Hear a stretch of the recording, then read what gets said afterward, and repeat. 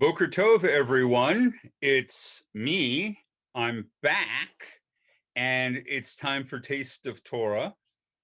I'm back, but I'm different because now I have a PhD that has been granted to me. So now I speak to you as Dr. Dennis. It's not a real PhD. It's called a DD, or Doctor of Divinity, or as I like to call it, either a Doctor of Durability or a Doctor of Didn't Die, because every rabbi gets one after 25 years in the rabbinate. So I thought I would just share that with you so that you look upon me with greater authority and you're just more wowed. All right. So our topic today is, does that even work? Yeah. All right. So 2x. What do I mean by 2x? I mean Deuteronomy, the fifth and final book of the Torah. So this is going to take a little conversation before we even get to the Torah portion. But the Torah portion represents the essence of what we're going to be talking about anyway. So as I've noted to you before, the Torah portion is always named after the first significant word in the passage that we're going to be looking at, but that also happens to be the basis for the name of the book. So we're going to be in the book of Devarim, and in the Torah portion, Devarim. Now, interestingly enough, in the Greek, which we use as the English name, we call it Deuteronomy. And that means second law, hence the times 2 or 2x, or however you want to understand that. In any case, and that's not a total Greek invention. In fact, in Deuteronomy 17, there is a self-referential remark about this book of the Torah, in which it's called Mishneh Torah, the repetition of Torah. So even the writer of the book of Deuteronomy had a notion that it was some kind of summa, or summary collection of what the Torah had to say before. So, but it's more complicated than that. See, of course, the traditional understanding, the convention of Jewish thinking about the Torah, is that it is the 5 books of Moses. That is 5 books written by Moses, commissioned and or dictated by God. And so theoretically, all 5 books were given either at Mount Sinai or beginning at Mount Sinai until the death of Moses. And there are differing interpretations of that. There are complications in this idea. The most obvious being that in the books Exodus, Leviticus, and Numbers, where Moses appears as a third person character. Moses did this, Moses said that. Who writes a book involving themselves and always characterizes themselves in the third person? That's a little, unless you're Queen Victoria. So that's a puzzle. And on top of that, the book of Deuteronomy is actually the only book in the entire Torah where Moses speaks in the first person. I was with you when this happened. I was there when that happened. So this seems to be a direct report from Moses, which is great. However, it gets even more complicated than that, because the book of Deuteronomy is the only book in the entire Torah where we seem to have a clear reference to its origins appearing in another biblical book. Oh God, this is getting complicated. All right, turns out in the book of Second Kings, there is a reference to a restoration project that was done in the ancient temple. It had gotten a little seedy, a little run down. It needed some repair, and money was commissioned for its repair. And then, lo and behold, in the process of the restoration, a scroll was uncovered, previously unknown scroll. And this scroll was presented to the king, and the king is horrified that there are prescriptions, laws, and practices in this book that are not currently practiced by the Israelites. So he orders not just a restoration of the temple, but a reformation of the way the Israelites practice their religion based on this scroll. As soon as you see references to the different new and unexpected rules that appear listed in Second Kings, it becomes fairly obvious, if not self-evident, that this mysterious scroll is the book of Deuteronomy. Rules about kings, rules about things that hadn't been mentioned in earlier books of the Torah, are all alluded to in Second Kings, and there are also laws that appear in the book of Deuteronomy. So what do we do with the only book that is presented in the first person voice of Moses, but hasn't been known for hundreds of years after his death? It's a weird situation. Needless to say, we just roll with it as Jews. Deuteronomy eventually will become the concluding and fifth book in the Torah. And all of this points to something I've alluded to before, which is probably there was complete Torah before the Babylonian exile. The different 5 books that exist today were probably individual compositions written during the First Temple period. Maybe some of them were meant to be a complementary because they do follow a kind of narrative arc, but they weren't assembled into a single document until the time that we returned from the Babylonian exile, where again, we have a narrative account telling us that the people hear all of the Torah for the first time, and they're shocked and ashamed because they weren't living according to its rules. And that suggests that they'd never seen it in its complete form before. So if I were to be a modern Jew, I would say that the 5 books of Moses did not exist as a complete document the way we have it today before our return from the Babylonian exile around 517 or so BCE. Now that's a long time ago. So the Torah has functioned as our complete constitution for 2,500 years. So don't get me wrong. I'm not suggesting it just came out of the blue, out of nowhere, but it does remind us of what I always like to point out, which is that the biblical period is a terrible name because people weren't living by the Bible during the biblical period. They were writing the Bible during the biblical period. So by the end of the biblical period, we finally have the Torah, which later generations credited all those documents to the authorship of Moses. All right. But let's get on to Deuteronomy, the Torah portion. So Deuteronomy, the Torah portion, begins exactly the way it always begins whenever you visit your elderly grandmother or your elderly father. He sits there or she sits there and she goes over the past, right? And in our Torah portion, the bulk of the Torah portion is taken up with Moses revisiting all the events that are reported from the book of Exodus through the book of Numbers. It's a review.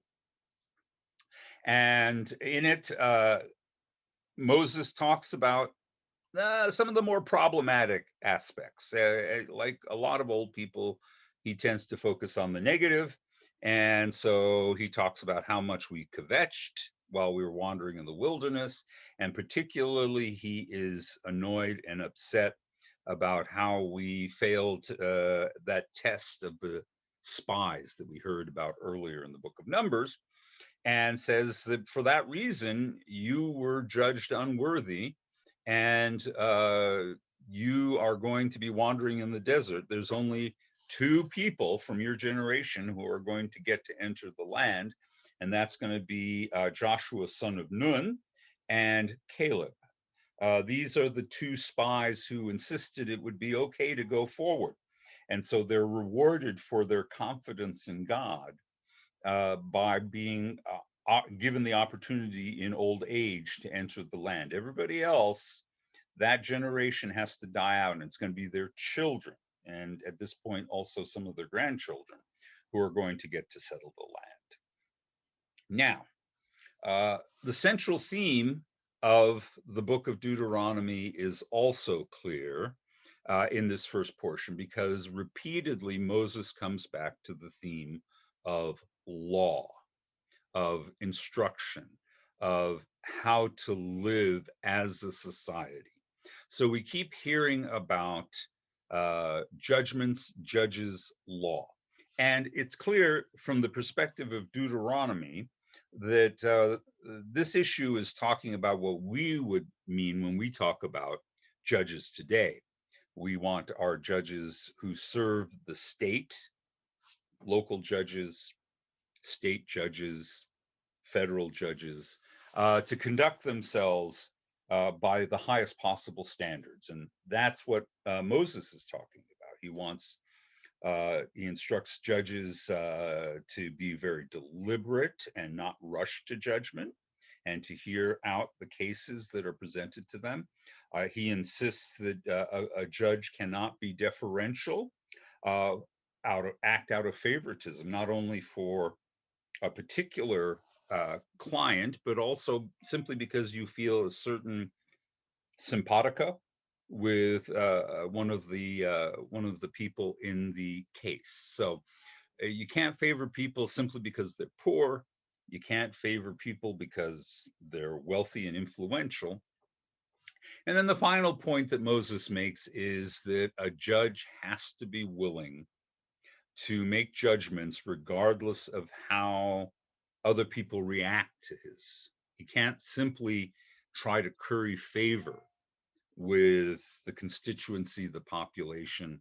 He has to make judgments based on the law and not on what's popular. So those are the three basic principles that Moses lays out for a good court.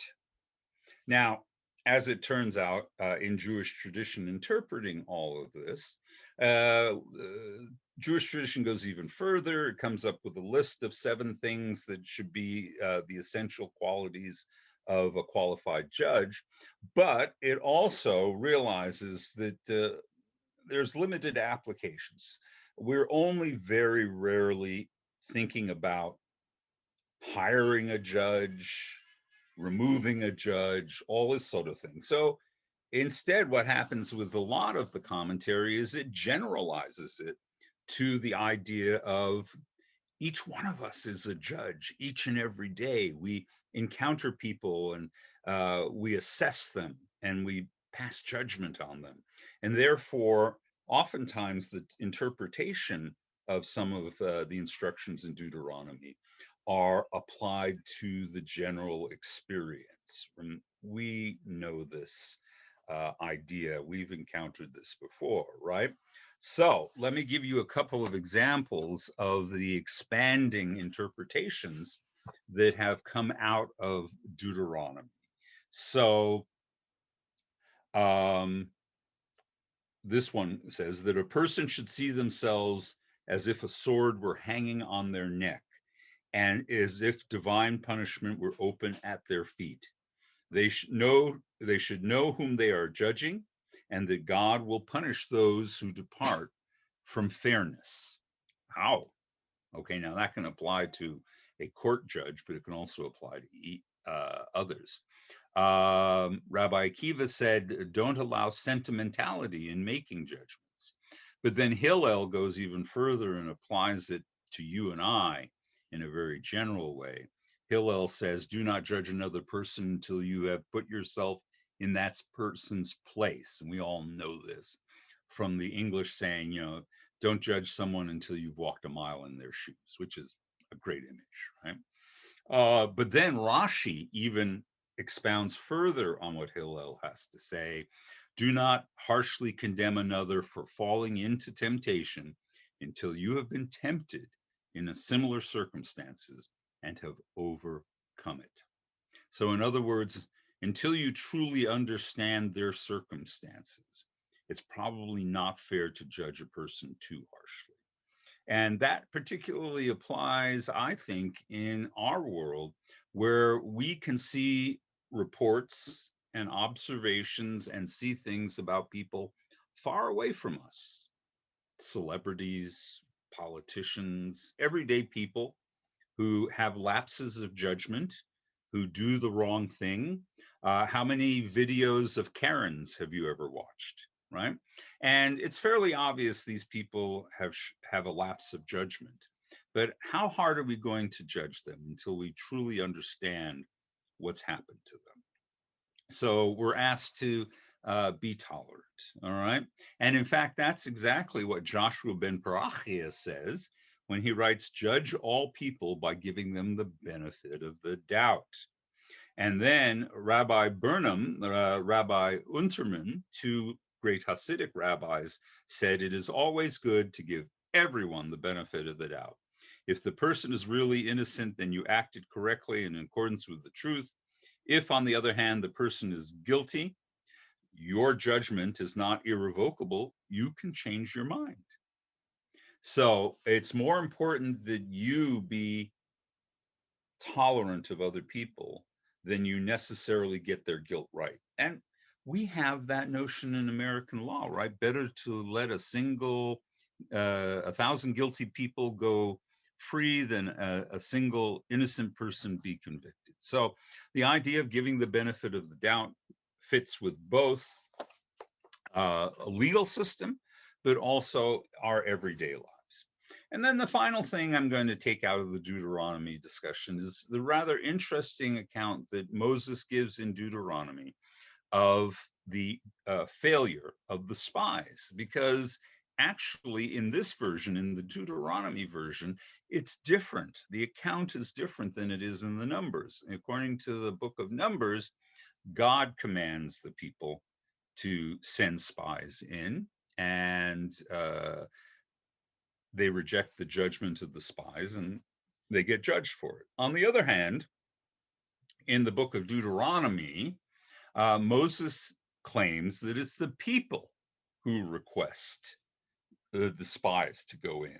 So they commission these people, they select them, the people that they consider to be of great judgment, elders of each of the tribes, they send them in, and then these people come back, and the people listen to their instructions and respond by refusing to go, by not having confidence in God. So we have to be especially careful, is what Deuteronomy is telling us, about how we select our judges, because once we've selected them, they can, if they're not really fully both qualified and of the right spirit in order to do this work, they can mislead us. So we can set ourselves up for failure by picking the wrong judges. And so that's the lessons that come out of Deuteronomy. Forgive me, Devarim. Deuteronomy will have a lot more to say in the coming sessions. So that's my taste of Torah for this week, and I'm looking forward to sharing with you what's coming next week. It's good to be back, and I hope everybody's having a wonderful summer.